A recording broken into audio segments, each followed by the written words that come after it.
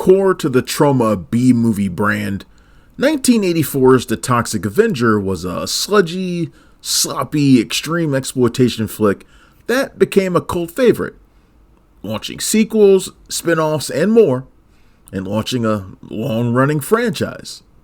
Chances are, if you've heard of Troma at all, Toxie is the reason why.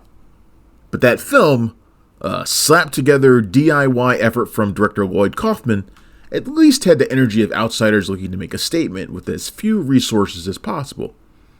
This new version, a more polished but no less splattery reboot, just seems to be going through the motions. Those who already love Toxie and his goopy crime-fighting ways will probably love it, but the uninitiated will understand why it's taken more than 2 years for the film to finally be released. Part of the problem is there are too many big names in Macon Blair's The Toxic Avenger. That might sound like an odd gripe, especially coming from me. But what a misuse to have the great Peter Dinklage in the lead role of Winston Gooze, a hapless, sad sack janitor for a toxic biochemical plant. And then give him little to do since it's Luisa Guerrero buried in the sickly green suit.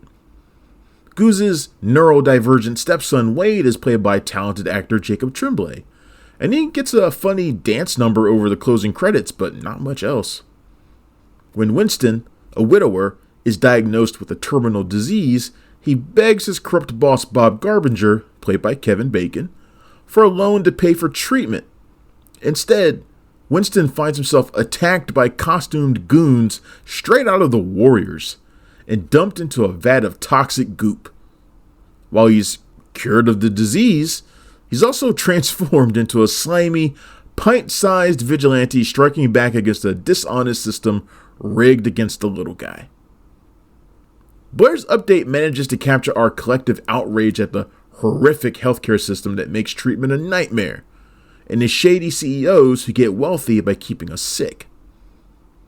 When the Toxic Avenger leans into that righteous anger, it's actually quite effective because who hasn't felt like Winston at some point in their lives? Who hasn't wanted to fight back or wished there was someone out there to fight for us? But as the film sets that aside to ramp up the dismemberment, decapitations, and disembowelments, it just feels like been there, done that. Subplots don't get much attention either. Taylour Paige stars as JJ, a journalist who becomes a sidekick to Toxie as she attempts to expose Garbinger to the public. The ubiquitous Sarah Niles of Ted Lasso, The Fantastic Four: First Steps, and many other recent projects doesn't do much either as shady Mayor Togar. And Elijah Wood's best contribution as Garbinger's younger brother Fritz is that he looks like he got makeup tips from Danny DeVito's Penguin. As the finale explodes into mutant-on-mutant violence, you can appreciate the goofy fun everyone is having as they try to recapture the old Troma magic. But The Toxic Avenger, it's a movie only made for those who are already in the cult, so to speak, and for others, it'll just be a waste. The Toxic Avenger is in theaters now, and it gets a 2.5 out of 5.